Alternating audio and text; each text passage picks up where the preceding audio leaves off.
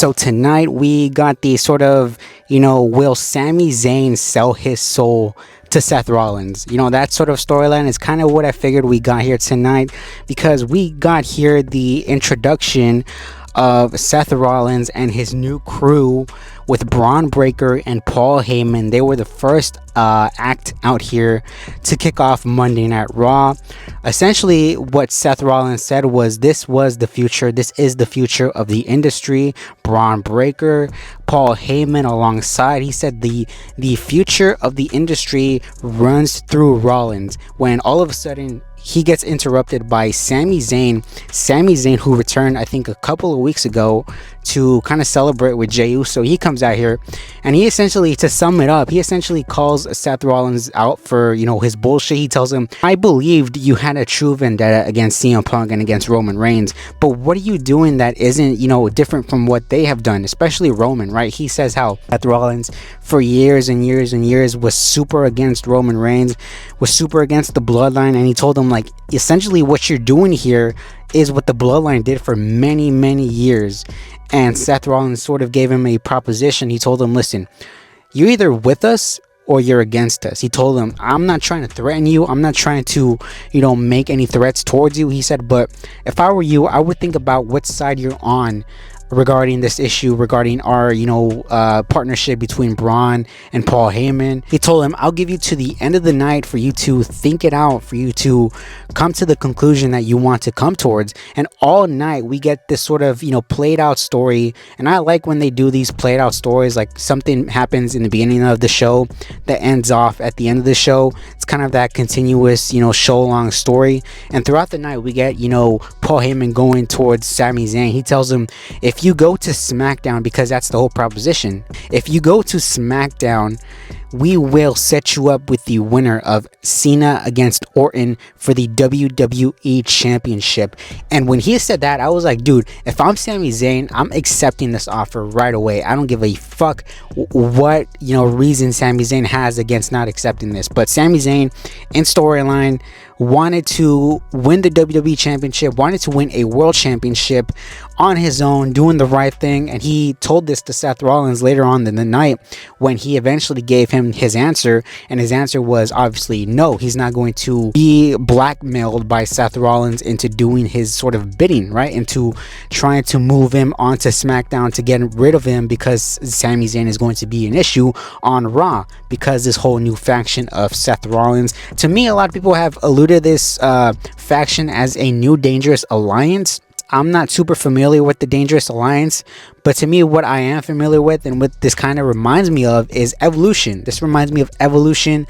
Seth reminds me of Triple H. Paul Heyman reminds me of Ric Flair. Braun Breaker, obviously Batista.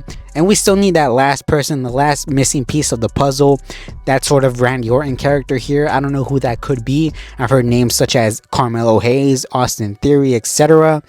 But yeah, regardless, Sami Zayn told Seth Rollins no, and Braun Breaker comes out here, and you get this cool shot of Braun Breaker with Paul Heyman in the entrance ramp, smoke all around Braun Breaker and Heyman, and we get sort of an impromptu matchup between Braun Breaker and Sami Zayn. The match, I think, only goes for about 10 minutes or so, when Braun Breaker spears Sami Zayn over and over and over again, and Seth Rollins, he's kind of doing the cutthroat signal, telling Braun Breaker, this is your first lesson, there's going to be people like this, we got to take care of them, and etc, etc. And then Seth Rollins at the end of the show stomps Sami Zayn, and at the beginning of the show, he was really sympathetic. He was trying to help out Sami Zayn in a sense.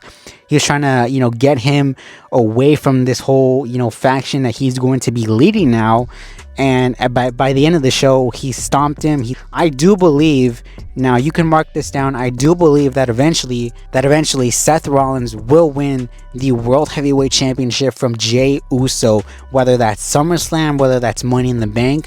That's my prediction early on. We also did get Jey Uso's next opponent for the World Heavyweight Championship revealed, and to no surprise, it's Logan Paul. Logan Paul revealed earlier in the day that he had a major announcement to give on Raw, And at first I was kind of a little bit bummed out because yeah, it's Logan Paul.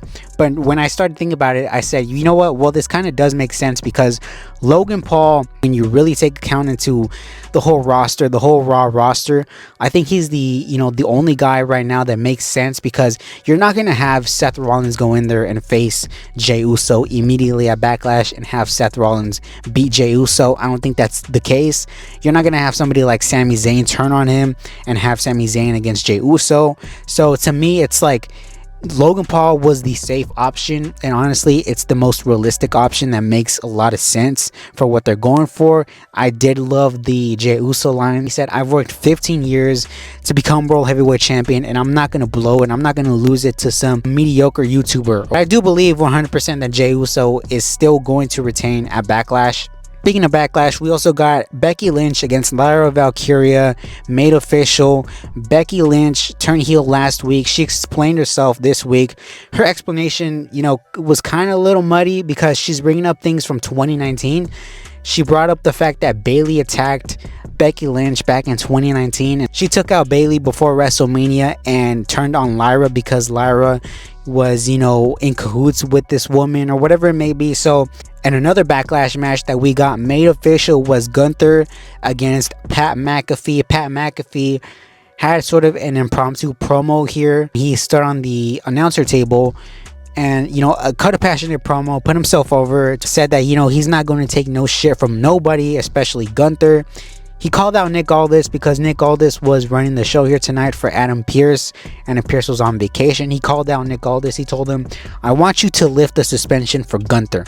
And Nick Aldis told him, I can't do that, but I will lift it at Backlash. And if you really want this match, I will give you this match, Gunther against Pat McAfee at Backlash. Now, like I said last week, I think if you have this match, this has to be sort of along the lines of Brock Lesnar, John Cena, SummerSlam 2014.